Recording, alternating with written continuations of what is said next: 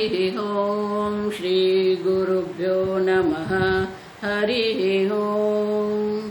ओम शन्नो मित्र शं वरुणः शन्नो भवत्वर्यमा शन्न इन्द्रो बृहस्पतिः शन्नो विष्णुरुक्रमः नमो ब्रह्मणे नमस्ते वायो त्वमेव प्रत्यक्षं ब्रह्मासि त्वमेव प्रत्यक्षं ब्रह्म वदिष्यामि ऋतं वदिष्यामि सत्यं वदिष्यामि तन्मामवतु तद्वक्तारमवतु अवतु माम् अवतु वक्तारम्।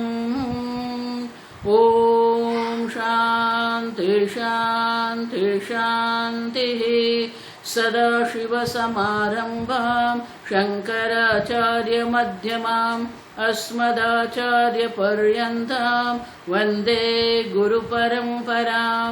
श्रुतिस्मृतिपुराणानाम् आलयं करुणालयं नमामि भगवत्पादं शङ्करं लोकशङ्करं शङ्करं शङ्कराचार्यं केशवं बादरायणं सूत्रभाष्यकृतौ वन्दे भगवन्तौ पुनः पुनः। ईश्वरो गुरुरात्मेति मूर्तिभेदविभागिने व्योमवद्व्याप्तदेहाय दक्षिणामूर्तये नमः। निधये सर्वविद्यानां विशदे भवरोगिणां गुरवे सर्वलोकानां दक्षिणामूर्तये नमः। ओम नमः प्रणवार्थाय शुद्धज्ञानैकमूर्तये निर्मलाय प्रशान्ताय दक्षिणामूर्तये नमः। ओम नमः श्री शंकरानंद गुरुपादाम्बुजन्मने सविलास महामोह ग्राह ग्रासैककर्मणे।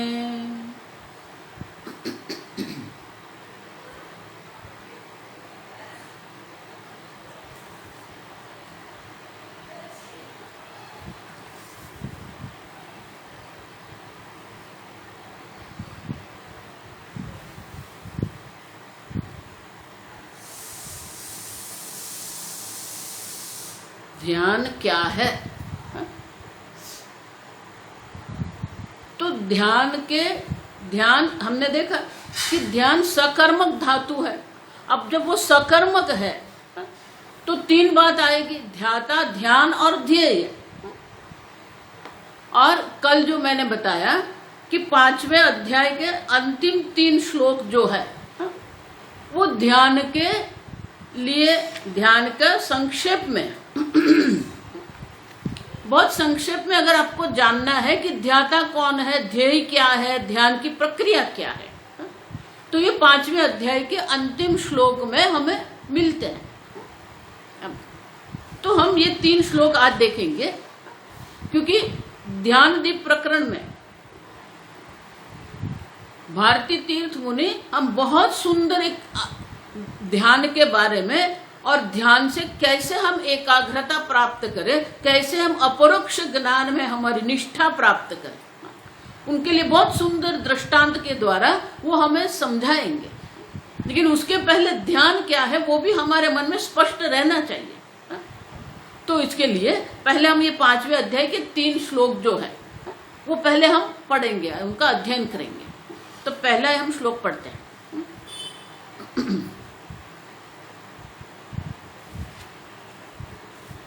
अब देख 5वें अध्याय का 27वां श्लोक है ये, हम पढ़ेंगे। स्पर्शान् कृत्वा बहिर्बाह्यान् स्पर्शान् कृत्वा बहिर्बाह्यान् चक्षुश्चैवान्तरे भ्रुवोः चक्षुश्चैवान्तरे भ्रुवोः प्राणापानौ समौ कृत्वा नासाभ्यन्तरचारिणौ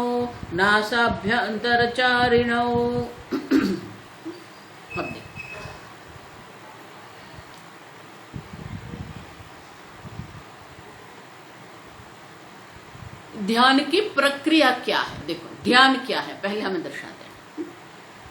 फिर ध्याता कौन है, अगले श्लोक में 28वें श्लोक में ध्याता कौन है, ध्याता के कौन किस प्रकार के सद्गुण होने चाहिए जो उन्हें ध्यान के लिए अधिकारी बना सकते हैं, तो वो दर्शाएंगे। तो पहले ध्यान की प्रक्रिया क्या है आप देखो। तो ध्यान के लिए सबसे पहले क्या है, स्पर्शान कृत्वा बहिः बाह्य। आप देखो, बाह्यान स्पर्शान बहिः कृत्वा। देखो ये कृत्वा, त्वा जो है ना, ये बहुत सुंदर एक प्रत्यय है, किसी भी धातु से लगता है, लेकिन वो ये दर्शाता है कि उनके बाद कुछ प्रक्रिया है। ये पहली प्रक्रिया है और उनके बाद और कोई भी है और अन्य क्रिया भी है। आप समझो, कृत्वा करने के बाद, इनका अर्थ हुआ कि उसके बाद और कुछ करना है। आप समझो, लेकिन पहले क्या करना है, बाह्यान स्पर्शान बहिः कृत्वा। आप देखो, तो ध्यान के पहले क्या करना है, जो बाह्यान स्पर्शान, स्पर्श माने क्या है, स्पृश्यन्ते इति स्पर्शा, इंद्रिय और इंद्रियों के विषय का जो स्पर्श है, संपर्क जो है। तो इंद्रियों को किसका स्पर्श होता है, किसका संपर्क होता है, विषय का संपर्क होता है। और वो विषय कैसे है, स्पर्शान माने विषयान। आप देखो, वो विषय कैसे है, बाह्यान स्पर्शान। अब वो बाहर है, बाह्य विषय है। और भगवान क्या कहते हैं, बाह्यान स्पर्शान बहिः कृत्वा। अगर आपको ध्यान करना है तो जो बाहर है उसको आप बाहर पहले रखो। अब तो बोले आप तो कह रहे हैं कि बाहर है, फिर बाहर को बाहर करना माने क्या है। अब देखो, जो बाह्य है वो तो बाह्य ही है, आप ही तो कह रहे हैं। तो वाच्यार्थ अगर हम देखते हैं तो कुछ समझ में नहीं आएगा कि बाहर के विषय को बाहर करके, क्यों, लक्ष्यार्थ देखना पड़ेगा। क्योंकि जो बाहर है वो हम उनको बाहर नहीं रखते हैं, सब अपने दिल में, हमारे हृदय में हम भर के रखते हैं। आप देखो, क्या क्या हम हमारे हृदय में नहीं रखते हैं, क्या क्या हम हमारे मन में, बुद्धि में पकड़ के नहीं रखते हैं। आप देखो, बाह्य विषय है लेकिन वो सब हमारे हृदय में बैठे हुए हैं। हमारा हृदय ये विषयों से भरा हुआ है। अब जब विषयों से हमारा हृदय भरा हुआ है तो वो हृदय में हम ईश्वर का ध्यान, ब्रह्म का ध्यान कैसे करेंगे।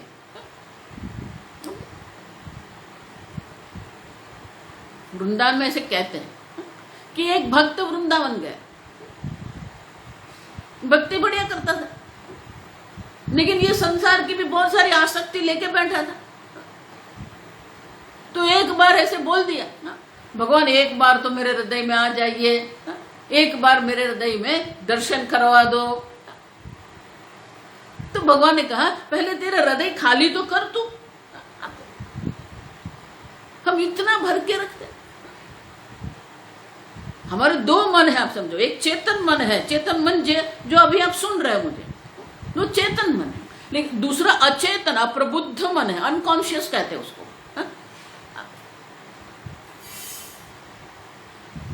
तो ये अचेतन मन जो है, अचेतन में अनेक प्रकार के कषाय, अनेक प्रकार के दुख, अनेक प्रकार के अस्वीकार हम देख के गए सब निधि ध्यासन में। अब जब ये सब हमारे मन में पड़ा हुआ है, परसों मैंने कहा था कि आत्मा शांत स्वरूप है, तो हमारा मन भी सापेक्षिक रूप से शांत होना चाहिए। आत्मा आनंद स्वरूप है, तो हमारा मन भी सापेक्ष रूप से आनंदित होना चाहिए। आत्मा ज्ञान स्वरूप है,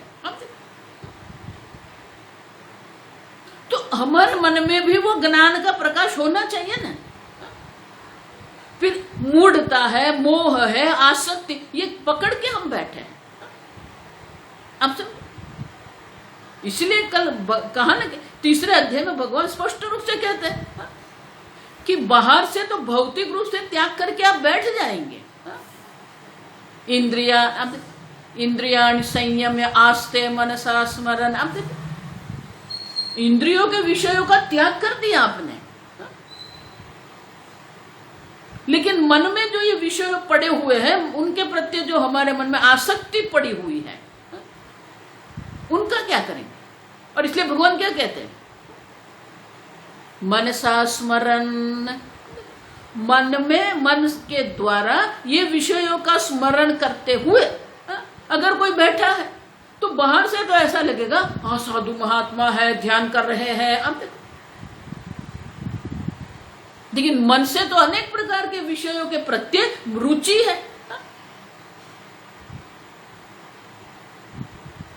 इंद्रियार्थान विमूढ़ात्मा। क्यों? क्योंकि इंद्रियों के विषयों के प्रति हमारा मन मोहित होकर बैठा है। तो इंद्रियों के विषयों के प्रति मोहित होकर जो बैठा हुआ है, वो अगर सब भौतिक त्याग करके बैठ जाएगा, क्या होगा? मिथ्याचार सौच्यते। भगवान कहते हैं कि ये प्रामाणिकता नहीं है। मिथ्याचार है, दंभ है। आप देखो, मिथ्याचार मानी दंभ। ये दंभ नहीं होना चाहिए हमारे। अमानित्वम अदम्भित्वम। अब देखो, दंभ मानी जो हमारे अंदर, हमारा जो गुण नहीं है, जो हमारा स्वभाव नहीं है, जो हमारे पास नहीं है, वो है ऐसा हम बताते हैं।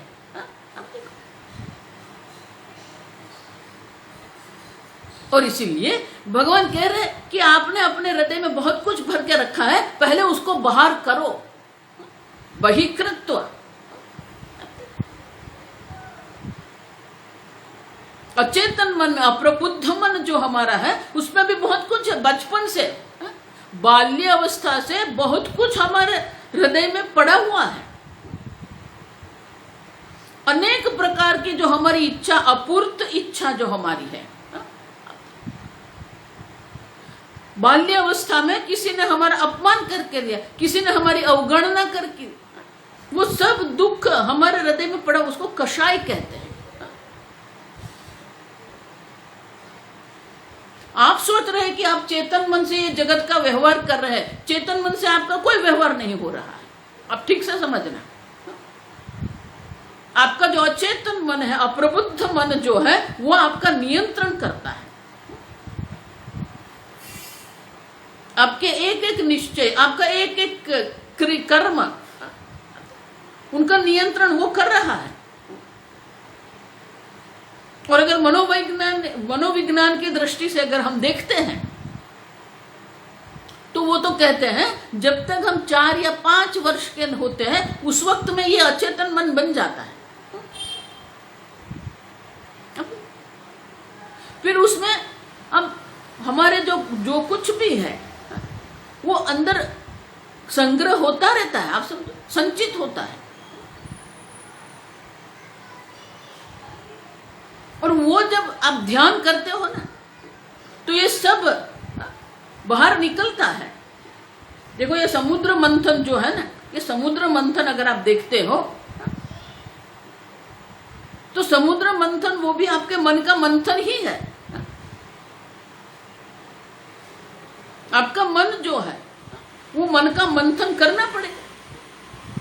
लेकिन जब हम मन का मंथन करते हैं, तो जिस प्रकार से समुद्र मंथन करते हैं, तो समुद्र मंथन में सबसे पहले क्या निकला था? विष निकला। आप देखो, उसी प्रकार से जब आप ध्यान करते हो,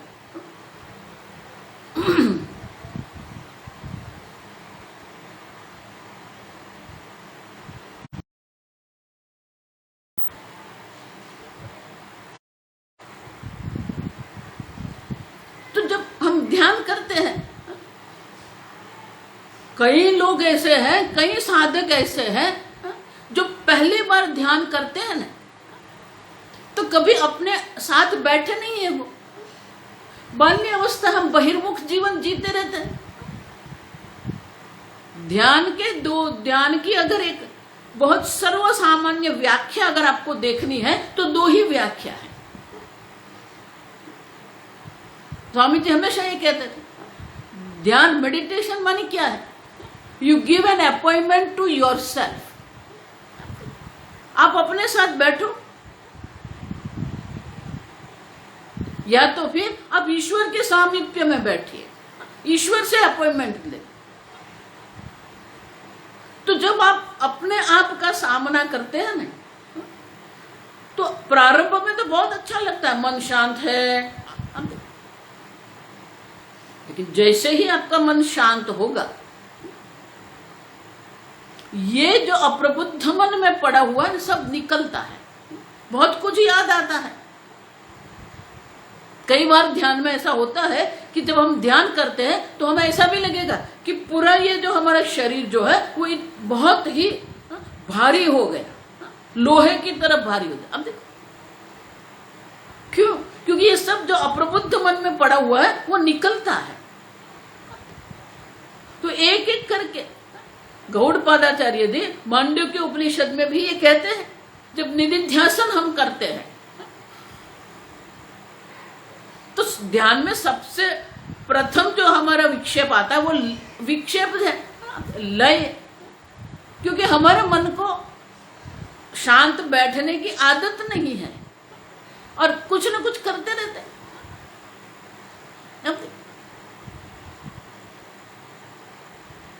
गीता में भगवान ये कहते हैं कि कर्म किए बिना रहने की हमें कोई आदत नहीं है।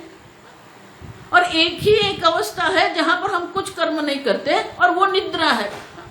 तो जैसे ही हम ध्यान करने बैठ जाएंगे, कुछ नहीं करना है, तो सबसे पहला विघ्न आएगा लय। लय माने निद्रा।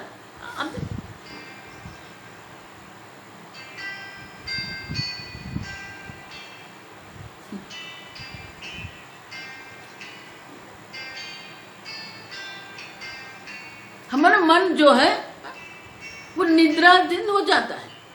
लय विक्षेप। अब देखो, फिर अगर हमने लय पर विजय प्राप्त कर लिया, हमारा मन सावधान हो गया, तो दूसरा विघ्न जो है वो है विघ्न जो है विक्षेप है। अब क्यों? क्योंकि सब अंदर लेके बैठे हैं ना, जो जो विषय हमारे अंदर बैठे हुए हैं वो विषय जो है वो हमारे सामने आएंगे। और इसीलिए हमारा मन जो है विक्षिप्त हो जाएगा। भगवान भी गीता में ये कहते हैं 6ठे अध्याय, यतः यतः निश्चरति। अब मन जिस जिस विषय है, जिस जिस कारण से, यतः जिस जिस कारण से मन जो है निश्चरति, विक्षिप्त हो जाता है। देखो ये विक्षिप्त शब्द का भी अर्थ क्या है? क्षिप्त मानी फेंकना, विक्षेप का अर्थ क्या है? अनेक विषयों में भटकना जो है ना, उसे विक्षेप कहते हैं। तो हमारा मन विक्षिप्त माने कि अनेक विषय में भटकता रहता है। आगे मैंने कहा कि ये अनेक विषयों का चिंतन करना, चर्चा करना, ये स्वाभाविक है, व्यवहारिक जीवन है। लेकिन जब ध्यान करते हैं तो एक ही विषय का चिंतन करना है, तो हमें आदत बनानी पड़ेगी।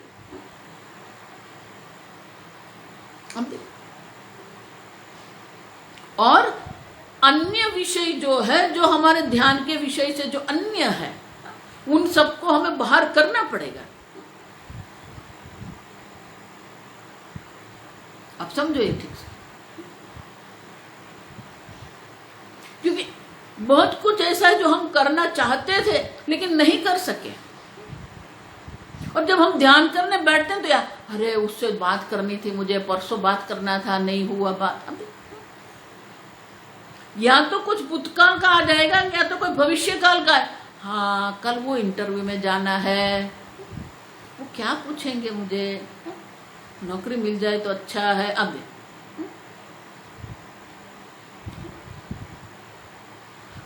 विक्षेप है। व्याख्या में देखा ना, विजातीय वृत्ति तिरस्कारेण, जो हमारे ध्यान का विषय से उससे अन्य जो भी कोई है, विजातीय कहते हैं उसको। सब प्रत्येक सब वृत्ति को हमें त्याग करना पड़ेगा। और इसलिए भगवान कहते हैं स्पर्शान कृत्वा बहिहि बाह्यान, बाह्य विषय को बाहर रखना पड़ेगा हमें। देखो, अगर ये बाह्य विषय को अगर बाहर रखना है ना, तो उनके दो सरल उपाय है। पहला उपाय ये है कि मन के साथ एक सौदा कर लो, डील कर दो आप। मन को कह दो आपको जितना घूमना है, जितना भटकना है, आप भटकते रहो, लेकिन प्रातः काल जब मैं ध्यान में बैठूं तो आप शांत रहना। अब भर्तृहरि का वैराग्य शतक करके ग्रंथ है, वहां वो मन के साथ संवाद करते हैं। आपको आपके मन के साथ संवाद करना पड़ेगा, उनके साथ सौदा कर लो कि ये आधे घंटे में आप कहीं नहीं जाएंगे। मैं जब करता हूं, आप जब करते रहो, बाकी आपको जहां घूमना है आप घूमते रहो।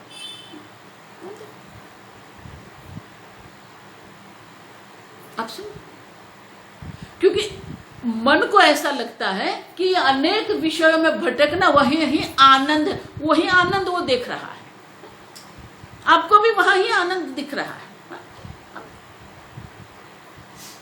लेकिन जो शांत वृत्ति है वो भी आनंद है, शांति का भी एक आनंद होता है, लेकिन बाल्य अवस्था से वो कभी हमने अनुभव नहीं किया है।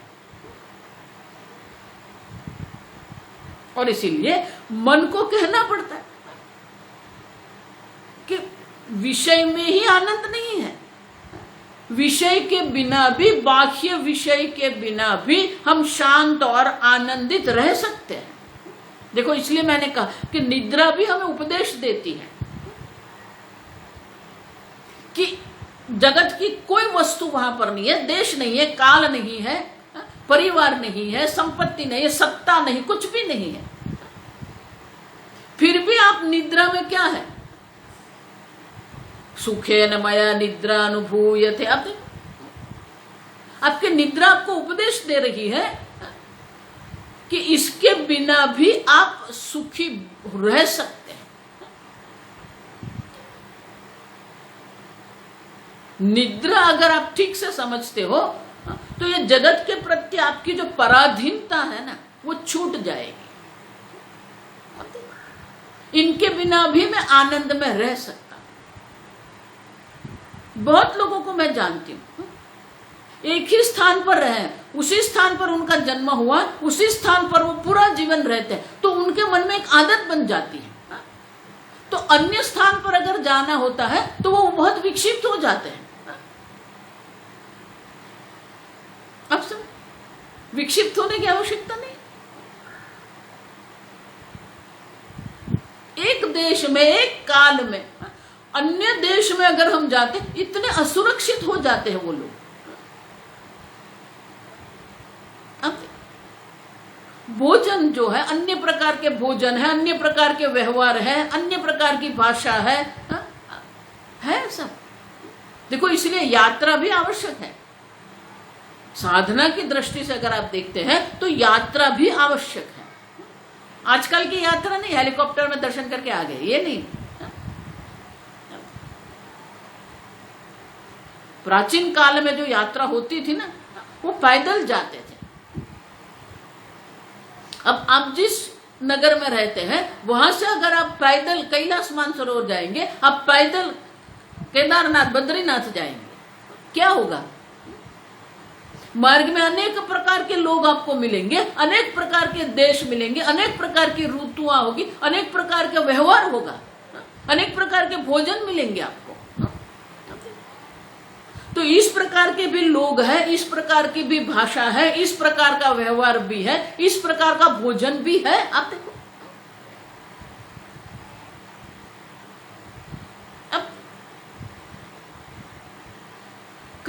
लोग जो अन्य प्रकार के भोजन जो होते हैं उनका तिरस्कार करते हैं, द्वेष करते हैं। अरे द्वेष करने की क्या आवश्यकता, आपको पसंद नहीं है ठीक है, ये आपका द्वेष है।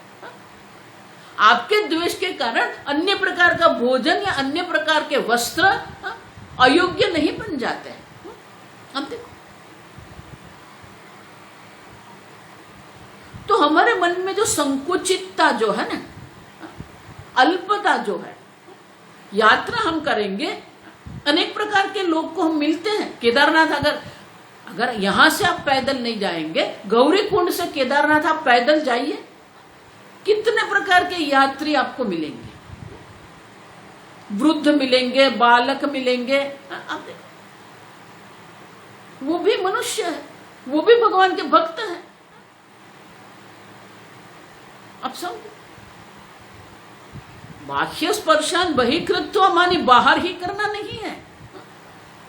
हमारे हृदय में हम अनेक प्रकार की ग्रंथि बना के बैठे हैं, वो ग्रंथि छोड़नी है हमें, क्योंकि वो ग्रंथि के कारण ही हमारा मन इतना संकुचित हो जाता है कि अन्य प्रकार के व्यवहार हम स्वीकार नहीं कर सकते। आप समझो,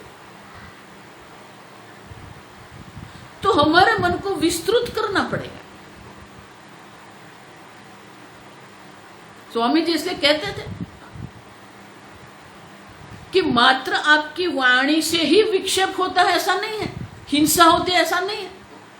कई बार आपका व्यवहार ऐसा होता है, वो भी किसी को विक्षिप्त कर सकता है। हिंसा करना माने किसी को विक्षिप्त हम करते हैं, जहां नहीं बोलना हम बोल देते हैं, तो विक्षेप होता है।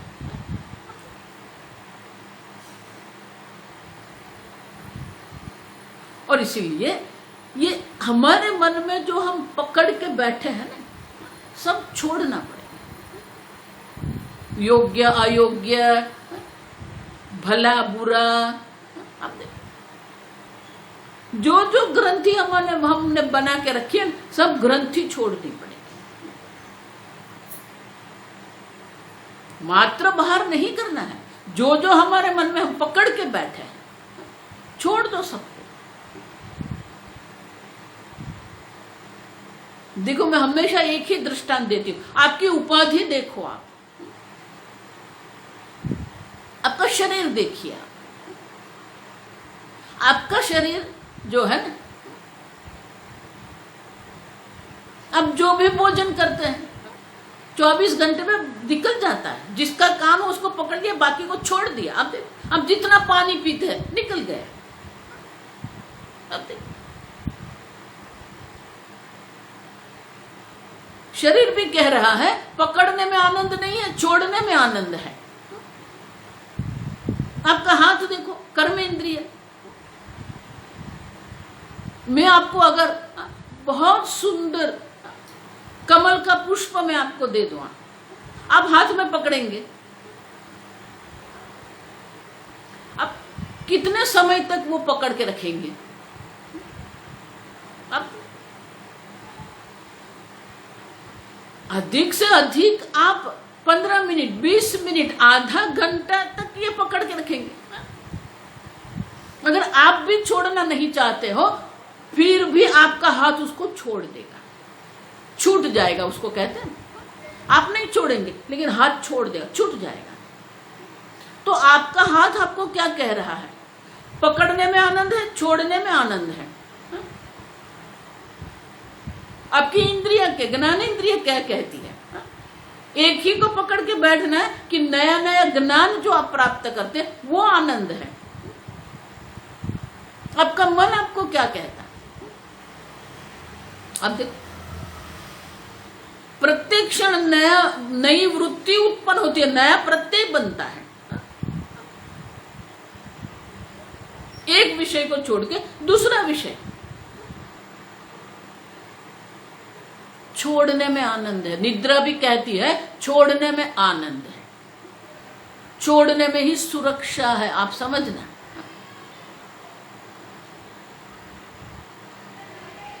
ये संपूर्ण जगत जो है ना, जिसको आपने आपके मन में पकड़ के रखा है, छोड़ दो सब। भौतिक रूप से त्याग नहीं करना है, मानसिक रूप से सबको छोड़ दो। जिस प्रकार से शंकर भगवान ने किया था।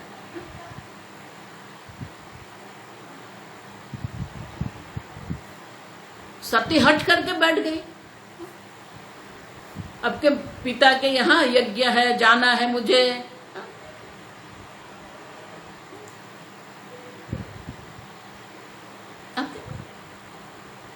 शंकर भगवान ने कह दिया ठीक है जाइए।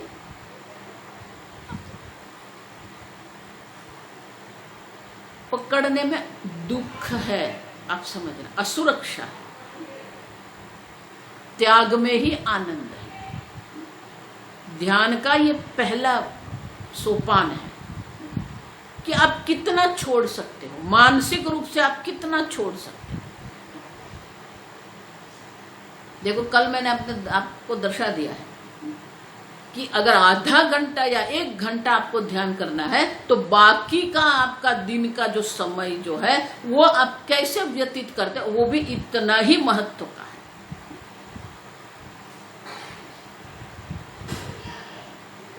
आपकी बुद्धि देखो पकड़ के रखती है, नहीं, नया नया ज्ञान आप प्राप्त करते हैं।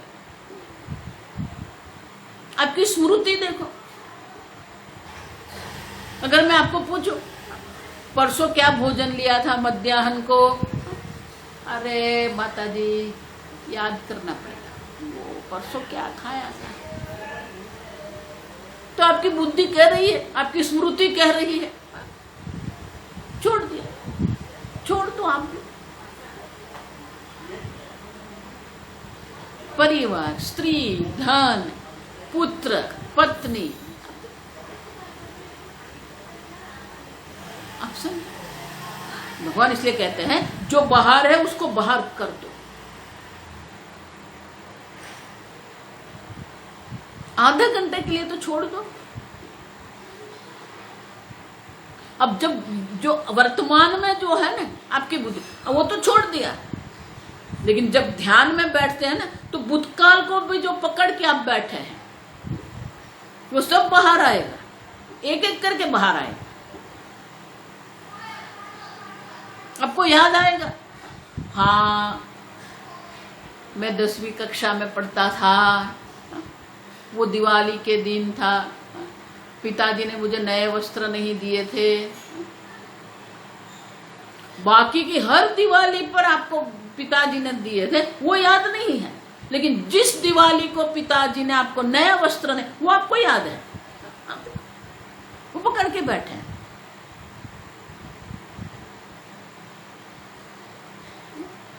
हाँ उस दिन पिताजी ने बड़े भैया को किया था, मुझे नहीं किया था।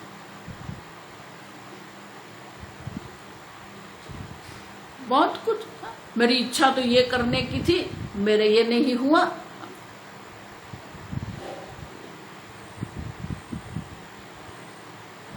अपूर्त इच्छा कहते हैं, वो सब पड़ी हुई है। देखो इसलिए आगे मैं कह कि स्वामी जी हमें एक्सेप्टेंस मेडिटेशन करवाते हैं। आप स्वीकार करो, माता पिता के प्रति भी आपके मन में रहेगा, किसी न किसी प्रकार से फरियाद रहती है, कंप्लेन रहती है, मेरी माँ ने ऐसा नहीं किया था, मेरे पिताजी ने ऐसा नहीं, बड़े भैया ने ये नहीं किया था, वो नहीं किया था, वो किया था। अब भले वर्तमान में आप एक स्वस्थ व्यक्ति है, लेकिन बाल्य अवस्था में बहुत कुछ हुआ है जो अचेतन मन में, अप्रबुद्ध मन में पड़ा हुआ है। और इसलिए जब हम ध्यान करने बैठते हैं तो ये सब बाहर निकलता है। जिस प्रकार से समुद्र मंथन में पहले विष प्रकट होता है, उसी प्रकार से ये जो हमारे मन में पड़ा हुआ, जो कषाय जिसको कहते हैं, तो जो भी प्रकट हो रहा है उसको स्वीकार करके छोड़ दो, जाने दो उसको। कषायम विजानीयात, गौड़पदाचार्य जी कहते हैं ये सब कषाय है, ये भूतकाल का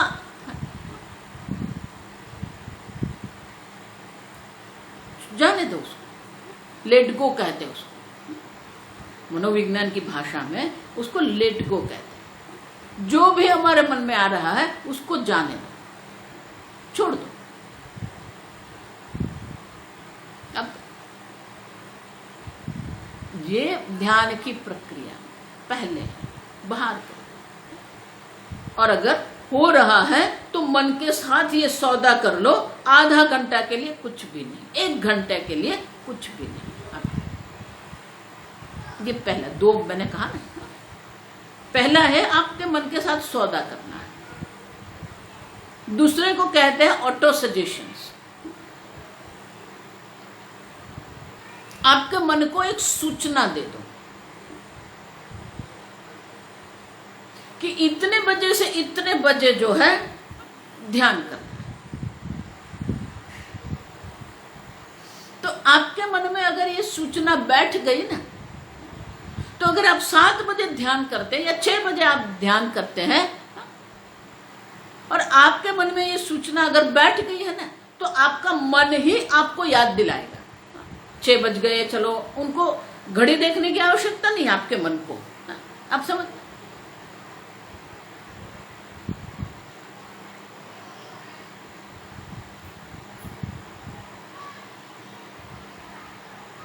मन आपका मित्र है, वो आपका शत्रु नहीं है। लेकिन उनके साथ किस प्रकार से व्यवहार करना है वो आपको सीखना पड़ेगा। आप मित्र भाव से रहो, विरोध मत करो। अब जो संसार में रहते हैं ना, संसारी लोग जो है बस आराम से रहते हैं, मन जो कहता है करते रहते हैं।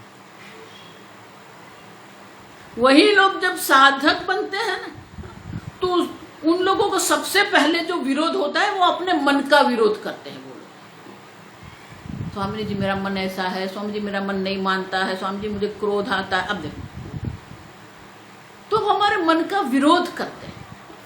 विरोध मत करो, ठीक है। आप अपने मन को स्वीकार करो, अपने आप का स्वीकार करो।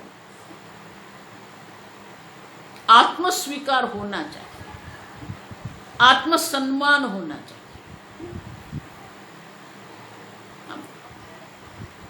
वाक्य बहुत छोटा है, आप समझो। बाह्यान स्पर्शान बहिकृत्वा, बहुत कुछ है। मन को स्वीकार कर लो, जैसा आपका मन है वो ठीक है।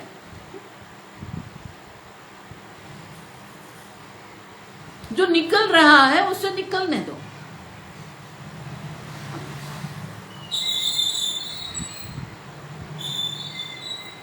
अब उनका साक्षी बन जाओ। हाँ, ये मेरा मन ऐसा है, ठीक है। आप अपने मन को जितना स्वीकार करेंगे ना, उतना वो शांत रहेगा। आप जितना अपने मन से विरोध करेंगे ना, वो भी विरोध करेगा।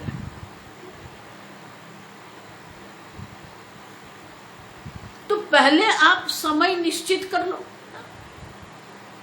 प्रत्येक दिन किस बजे, कितने बजे आपको बैठना है, एक समय निश्चित करना। फिर स्थान का निश्चय कर दो। शुचौ देशे प्रतिष्ठाप्य, स्थान निश्चय होना चाहिए, समय निश्चित होना चाहिए। 2 अगर आपका निश्चय है ना, एक ही समय पर एक ही स्थान पर आप करते रहो। 5-6 दिन, 1 सप्ताह आप करेंगे ना, आपके मन में वो समय बैठ जाएगा। समय हो जाएगा, मन आपको कहेगा आए चलो, जब का समय हो गया। अब कहीं भी बैठे हो वो आपको याद दिला दे।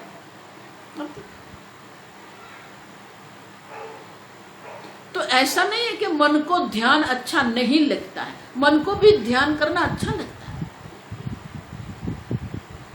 देखो, ये विद्यार्थी लोग होते हैं ना, छोटे बच्चे, ऐसा नहीं कि उनको पढ़ने में, अध्ययन करने में उनको रुचि नहीं है। रुचि,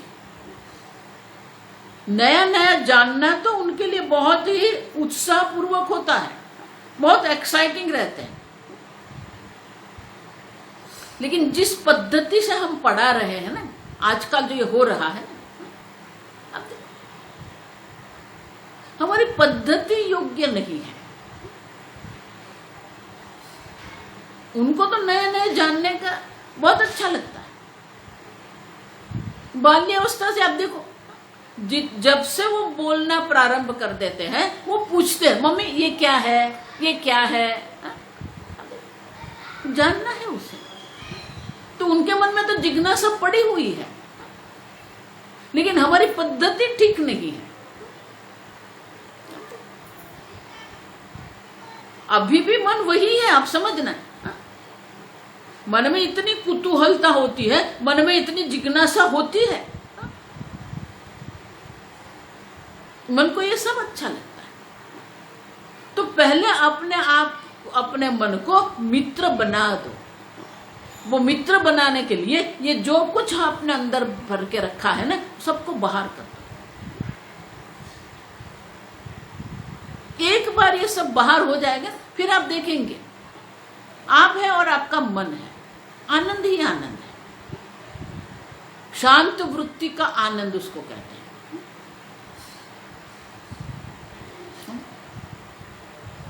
और इसलिए भगवान कहते हैं स्पर्शान कृत्वा बहिर्बाह्यान, कर दो बाहर, कुछ पकड़ना नहीं है। बाहर सब है, पत्नी है, पुत्र है, पति है, पिता है, माता है, परिवार है, धन संपत्ति व्यापार सब है बाहर। लेकिन उनको अपने मन में भर के चलना नहीं है।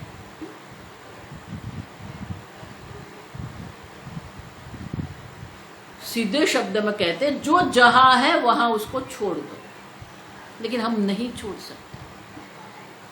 देखो मैं आपको बताऊं, किसी के घर आप गए, उनका नया घर है, नया बंगला बनाया है, और बंगले में बहुत सुंदर उन्होंने वो बाग बगीचा बनाया है, उद्यान है, बढ़िया गार्डन बनाया है,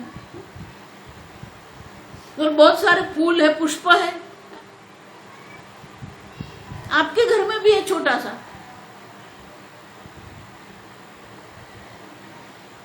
उनके घर में आपने देखा एक बहुत सुंदर लाल रंग के गुलाब का पौधा था।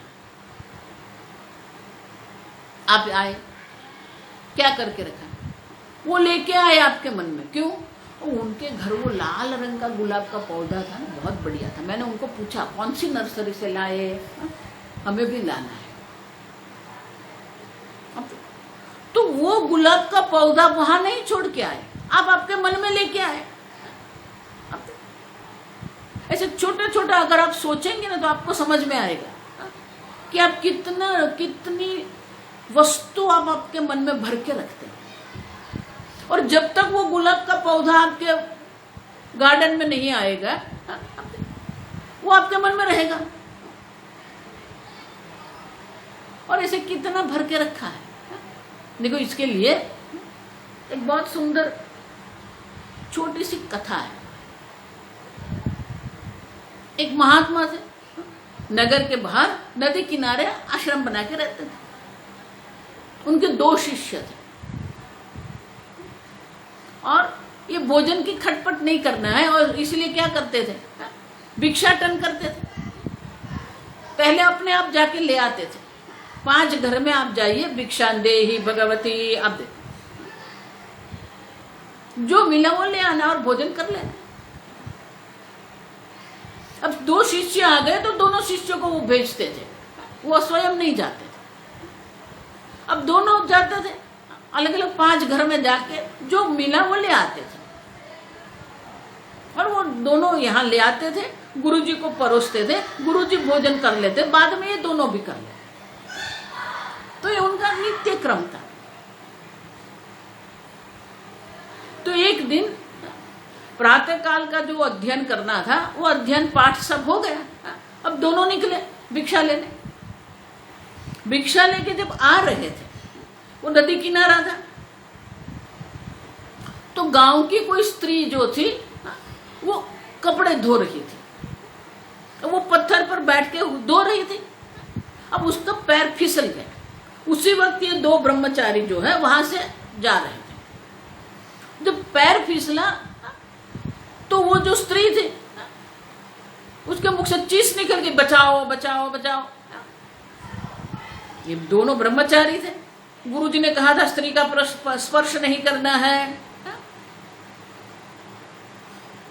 अब एक ने सोचा नहीं नहीं, गुरुजी ने कहा था स्त्री का स्पर्श नहीं करना है, ये मैं नहीं कुछ करता। अब दूसरे ने सोचा बात तो ठीक है, स्त्री का स्पर्श नहीं करना है, लेकिन अगर वो डूब रही है तो उसको बचाना भी मेरा धर्म है। तो उसने क्या किया, वो दौड़ गया वहां पर, जो भोजन लेके आया था वो वहां रख दिया और नदी में कूद पड़ा। स्त्री को उठा के वो ले आया। नजदीक में वृक्ष था, तो वो वृक्ष के जो तना था वहां पर वो स्त्री को बिठा दे। बोला आप ठीक है। 2-3 मिनट में वो थोड़ी स्वस्थ हो गई। बोले हाँ हाँ ब्रह्मचारी जी आप जाइए, मैं ठीक हो गई हूँ, मैं अपने आप कर लूंगी, आप जाइए। अब वो भोजन रखा था वो लेके गए। वो पहले वाला जो था वो सोचता रहा, हाँ देखो गुरुजी ने मना किया था स्त्री का स्पर्श नहीं करना है। वो तो स्त्री का स्पर्श क्या, वो तो गया, पूरी वो गीली हो गई थी, उसको अपने खंबे पर उठा के ले आया, वहां बिठाया। तो ये दूसरा वाला जानता था। तो पहले वाला जब गया तो गुरुजी ने देखा अकेला आया है। तो गुरुजी ने तुरंत पूछा वो दूसरा ब्रह्मचारी कहाँ है। अब ये दूसरे वाले को बिल्कुल मालूम था कि जाके वहां फरियाद होने वाली है। तो वो दौड़ के वहां गया और वो वहां जब पहुंचा तो ये पहला वाला जो बोलना ही आरंभ कर रहा था, गुरुजी मैं क्या बताऊं आज क्या हो गया। हा?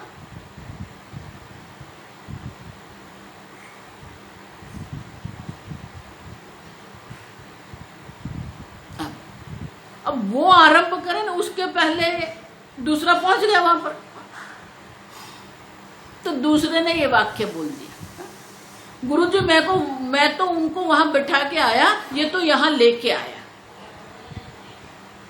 अब देखो क्या हुआ। तो गुरुजी ने बोला क्या बोल रहे हो आप। कुछ नहीं गुरुजी, वो स्त्री डूब रही थी तो उसको बचाने में गया वहां पर। अब मैं तो उनको वहां छोड़ के आ गया, लेकिन ये उनको वो यहां लेके आया। समझ गए। हम क्या करते हैं, ये सब हमारे मन में भर के बैठते हैं। और इसलिए भगवान कहते हैं कि आपके मन को खाली करना पड़ेगा। वर्तमान में जो आपका जीवन है, वर्तमान में आप जो करना चाहते हैं,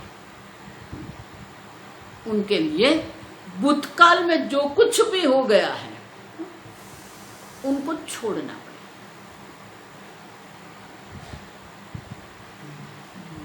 स्पर्शान कृत्वा बहिः बाह्य। हम बहुत कुछ भर के रखते हैं, खाली नहीं कर सकते हम। ऐसा मत मानना कि संसारी लोग ही भर के बैठते हैं, महात्मा लोग भी बहुत कुछ भर के बैठते हैं। या तो वो सुख के प्रसंग होते हैं या दुख के प्रसंग होते हैं, सब कुछ हम भर के रखते हैं। और इसलिए भगवान कहते हैं अगर आपको ध्यान करना है तो सबसे पहली शर्त ये है कि जो अंदर आपने भर के रखा है सब खाली कर दो। उसको बाहर को बाहर रखो, उनको अंदर करने की आवश्यकता नहीं। मनोविज्ञान की भाषा में उनको इंटरनलाइजेशन कहते हैं। बहुत कुछ हम अंदर कर लेते हैं। एक भाई कथा सुनने गए। अब 3 घंटे वो कथा चली। बहुत सुंदर जो कथाकार थे, भगवान की लीला का सबको श्रवण करा रहे थे। इतनी सुंदर वो लीला का श्रवण करा रहे, ये भाई भी बहुत प्रसन्न हो गए। और मन में ही कह रहा, हाँ आज तो बहुत आनंद आएगा, आज कृष्ण लीला सुन के मेरा मन तो प्रसन्न हो गया। बहुत प्रसन्न थे वो। अब उस वक्त क्या था, आजकल के जैसा नहीं है, आप समझना। आजकल जो ये सत्संग होते हैं ना, बहुत कुछ अयोग्य हो रहा है।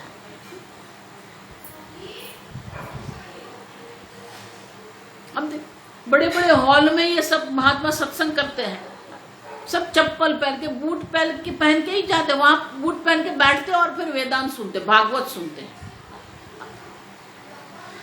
उसको तो बाहर रखना है। तो पहले तो ऐसा ही था। मैं ये बात कर रही थी कहीं पर, तो एक भाई बोले, स्वामी जी ऐसा नहीं है, बहुत कुछ है। मैंने बोला क्या? तो बोले कि वो कथा में जाते हैं ना, वो चप्पल पर ही बैठते हैं। अब देखो, चप्पल को आसन बना के बैठते हैं। ये क्या है? अशौच है ये सब।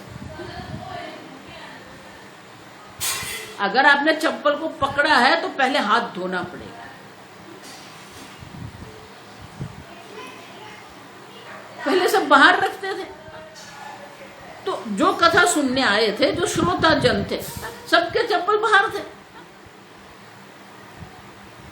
अब ये जो थे उनके भी बाहर थे। अब उन्होंने जो जिस प्रकार की उनकी जो चप्पल थी ना, उसी प्रकार की चप्पल, लेकिन नई खरीदी हुई, हाँ, किसी और की भी थी। अब बहुत सारे लोग के होते हैं तो आगे पीछे हो जाते। अब ये भाई वहां गए, अब उसने देखा नहीं कि मेरी पुरानी वाली है और ये नई वाली है, कुछ देखा नहीं। वो अपने मस्ती में थे, आज कृष्ण लीला सुन के आए थे। अब वो जो नई वाली थी उन्होंने पहन ली। अब वो जिसकी थी ना, वो आया, उसने देखा कि ये तो पुरानी वाली है, मेरी तो नई है। अब देखा तो नई तो ये भैया ने पहन के रखी है। अब उसको आया क्रोध। अंधे हो क्या? देखते नहीं हो? ये मेरी नई वाली है, आपने पहन ली है, देखते नहीं हो? अंधे हो? अब ये भाई को इतना लग गया,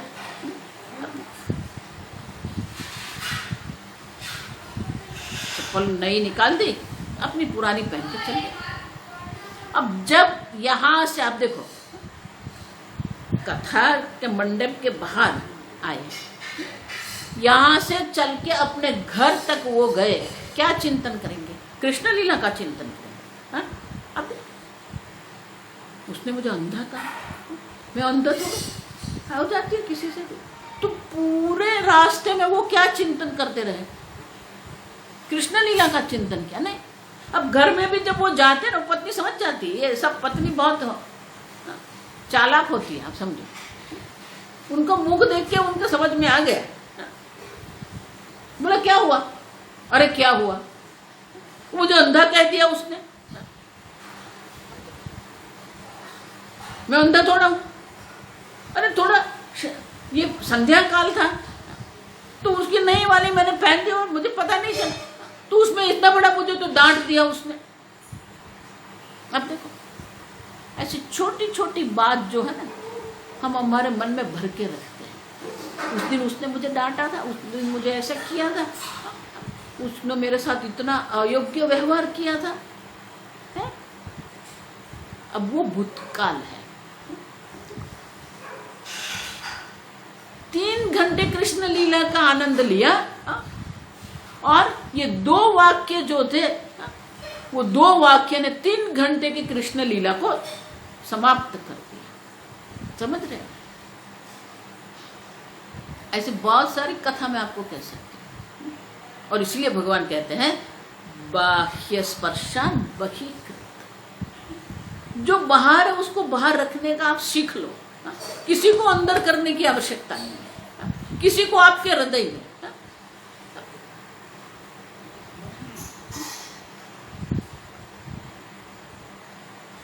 महाराज श्री कहते हैं रक्ष रक्ष कोशानाम अपि कोशम। अब देखो,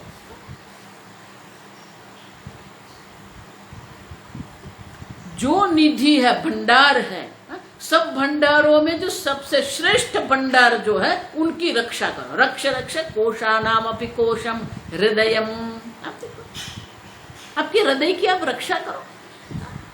ये जो है काम, क्रोध, अस्वीकार, विरोध, तिरस्कार, छोड़ दो। ये सब आपके हृदय में भरने की आवश्यकता नहीं है।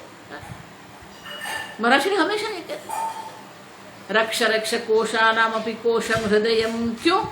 यस्मन् सुरक्षिते सर्वम सुरक्षितम स्यात्। आपका हृदय अगर सुरक्षित है, आपका हृदय अगर शांत है, आपका हृदय अगर प्रसन्न है, तो सब सुरक्षित है, सब आनंद ही आनंद है। लेकिन आपके हृदय में ही अनेक प्रकार के विक्षेप आपने भर के रखा है, तो कहीं पर भी आपको आनंद नहीं मिलेगा। हरिओम हरिओम।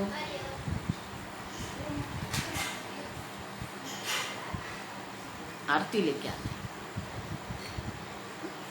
तो आपका हृदय अगर सुरक्षित है ना, आपका हृदय अगर शांत है, आपका हृदय प्रसन्न है, तो ये जगत प्रसन्न है। आप देखो,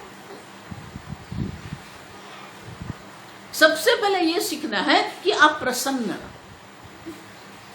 किसी भी प्रकार की परिस्थिति आपके सामने आ जाए, किसी भी प्रकार की व्यक्ति आपके सामने आ जाए, आप अपना मन शांत रखो। स्वामी जी अलग प्रकार से कहते थे। अब अशांत होना, विक्षिप्त होना, क्रोध है, स्वामी जी कहते थे ये हमारी दुर्बलता है। लेकिन ये दुर्बलता कहां से आई? आपको विक्षिप्त करने की परवानगी आप उनको दे रहे हो। You give the permission to others to make you unhappy. Swami ji अलग प्रकार से कहते हैं। तो अन्य आपको विक्षिप्त कर जाते हैं, तो इनका अर्थ यह हुआ कि आपके हृदय से वो जो है वो अधिक शक्तिशाली है। तो आपको विक्षिप्त करने का परवानगी आप उनको क्यों देते हो? वो आपको, अब देखो, क्रोध भी आप ऐसा मत मानना, क्रोध दुर्बलता है। किसी भी परिस्थिति में अक्रोध है, भगवान कहते हैं। राग द्वेष जो है ना, वो अव्यक्त अवस्था है, काम और क्रोध व्यक्त अवस्था है। तो अन्य इतने प्रबल है कि वो आपको विक्षिप्त कर जाते, वो आपको क्रोधित कर देते हैं। तो ये आपकी दुर्बलता है। शास्त्र में इसलिए कहते हैं, मेघ समान जल नहीं, आप समान बल नहीं। आप देखो, आत्मबलम ही बलम। आप समझो, ये दुर्बलता क्यों लेके बैठे हो? आपके मन को इतना प्रबल बना दो, कोई आपको विक्षिप्त नहीं कर सके, कोई आपको दुखी नहीं कर सके। आप समझो ये ठीक से। ऐसा मत मानो ये जगत आपको दुखी कर रहा है, ये जगत आपको सुखी बना रहा है। नहीं, ये आपके मन की दुर्बलता है। आप उनको ये परवानगी दे रहे हो। स्वामी जी कहते हैं कि आप इतने सबल बन जाओ, आप इतने बलवान बन जाओ कि कोई आपको दुखी नहीं कर सके, कोई आपको विक्षिप्त नहीं करे। चाहे फिर वो परिस्थिति हो, व्यक्ति हो, कुछ भी हो, विषय हो। आप समझे? और इसीलिए भगवान कहते हैं कि आपका बल क्या है। ये विषय आपको पराधीन बना सकते हैं, आपको दुर्बल बना सकते हैं, लेकिन आपको दुर्बल नहीं बनना है, आपको पराधीन नहीं बनना है। ये ध्यान की पहली शर्त है। आप देखो, स्पर्शान कृत्वा बही ही बाह्य। किसी को भी अंदर इंटरनलाइजेशन करने की कोई आवश्यकता नहीं। मैंने देखा है पूज्य स्वामी जी, वो जहां रहते हैं वहां ही रहते थे, वर्तमान में ही रहते थे। सन्यासी माने कि अब जहां हो वहां रहो, वर्तमान में रहो। जिस शहर में स्वामी जी, जिस नगर में जाते थे स्वामी, वही नगर में वो रहते थे। आपके सामने जो है, उड़िया बाबा को किसी ने पूछा भगवान का दर्शन करना है, बाबा भगवान के दर्शन कैसे होंगे? बुढ़िया बाबा ने बहुत सुंदर उत्तर दिया था। जिस समय जहां पर आपके सामने जो है वो ईश्वर है, आप देखो ये वास्तविकता है। क्यों? ईशावास्य इदगम सर्वम, यहां जो कुछ है ईश्वर मात्र है, तो आपके सामने जो वो ईश्वर ही है। फिर आप उनके ऊपर क्या करते हैं? अंग्रेजी में उसको लेबलिंग कहते हैं। आप उनके ऊपर सिक्का लगा, ये मित्र है, ये सहृद है, ये शत्रु है। क्यों? ये सब ईश्वर मात्र है। भगवान क्या कहते हैं? सुहृन् मित्र ररि उदासीन मध्यस्थ द्वेष्य बंधुषु साधुषु अपि च पापेषु सर्वत्र समदर्शन। सर्वत्र ईश्वर का दर्शन। पंडिता समदर्शिनः, आपके सामने जो वो ईश्वर है, अगर आप उनको ईश्वर नहीं समझ सकते तो ईश्वर आप क्या समझेंगे? आप समझ, आपने निश्चय करके रखा मेरे सामने जो वो ईश्वर नहीं है, फिर आप ईश्वर को ढूंढते हो। लहर ढूंढे लहर को, कपड़ा ढूंढे सूत, जीव ढूंढे ब्रह्म को, तीनों ऊत के ऊत। एक तरफ आप बोल रहे हैं सर्वम खलिदम ब्रह्म, तो आपके सामने वो क्या? ब्रह्म मात्र है। जब सर्वत्र ब्रह्म दर्शन है, आप समझो, ध्यान करना है तो वर्तमान में रहना, न भविष्य क्या। महाराज श्री इसलिए ऐसा कहते हैं, भूतकाल में रहना माने कि कब्र खोदना है, और भविष्य की चिंता करना माने कि गंधर्व नगरी में रहना है। ध्यान करना है तो वर्तमान में रहने का सीख लो, छोड़ दो, जो हुआ वो हुआ। लोग 20-20 साल का जो प्रसंग है वो पकड़ के बैठते, मैंने देखा है, पूरा परिवार एक प्रसंग को पकड़ के बैठा, उससे बाहर निकलते ही नहीं हो। इतने लोग मैंने देख हो गया। You can not change your past. भूतकाल को आप नहीं बदल सकते, लेकिन उसी को पकड़ के बैठे हैं। बहुत सारे साधक सन्यासी लोग भी मैं जानती हूँ, वो ऐसे पकड़ के बैठे। छोड़ दो, नहीं छोड़ सकते। मेरे साथ उसने ऐसा किया था, वो ऐसा किया था, वो पिताजी ने ऐसा बोल दिया था, वो चाचा ने ऐसा बोल, छोड़ दो।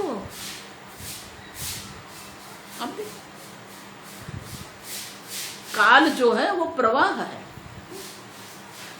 भूतकाल को छोड़ दो, भविष्य की चिंता मत करो।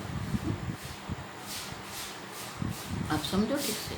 और इसलिए भगवान कहते हैं देश है, काल है, वस्तु है, विषय है, परिवार है, सब बाहर है और उसको बाहर रखो। आप बाहर रखेंगे आपका व्यवहार भी बदल जाएगा। आप देखो, आपको व्यवहार में भी एक अन्य प्रकार के व्यक्तित्व प्रकट हो जाएगा। शांत, कुछ भी हो जाए, आपको विक्षिप्त होने की क्या आवश्यकता है?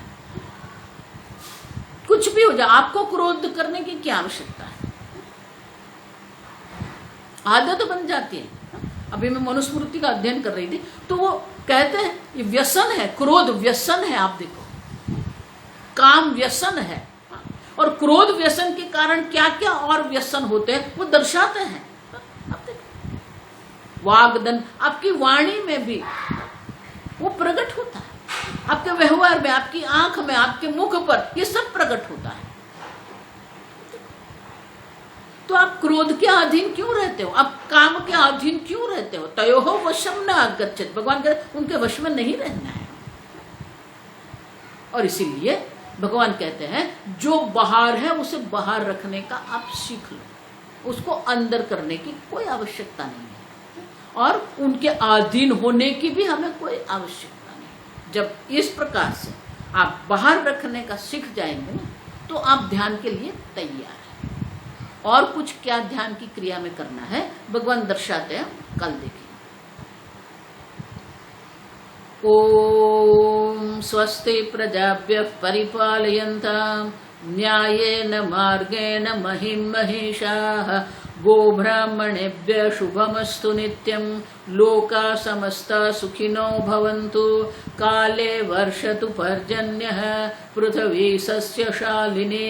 देशोऽयं क्षोभरहितः। ब्राह्मणाः सन्तु निर्भयाः। ॐ सर्वेषां स्वस्तिर्भवतु। सर्वेषां शान्तिर्भवतु। सर्वेषां पूर्णं भवतु। सर्वेषां मङ्गलं भवतु। सर्वे भवन्तु सुखिनः। सर्वे सन्तु निरामयाः। सर्वे भद्राणि पश्यन्तु। मा कश्चित् दुःखभाग् भवेत्। असतो मा सद्गमय।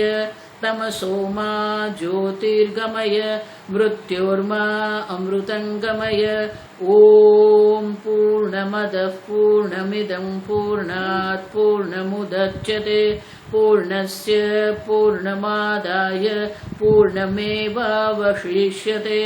ॐ शान्ति शान्ति शान्तिः।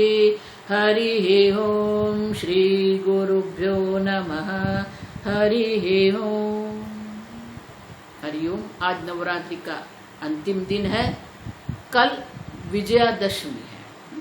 विजयादशमी मानी हमारे जितने भी दुर्गुण हैं, हमारी जितनी भी दुर्बलता है, सब पर हमें विजय प्राप्त करना है। आप सबको विजयादशमी की आज से ही मैं शुभकामना देती हूँ। भगवान आपको सबको प्रसन्न रखे। हरि ओम।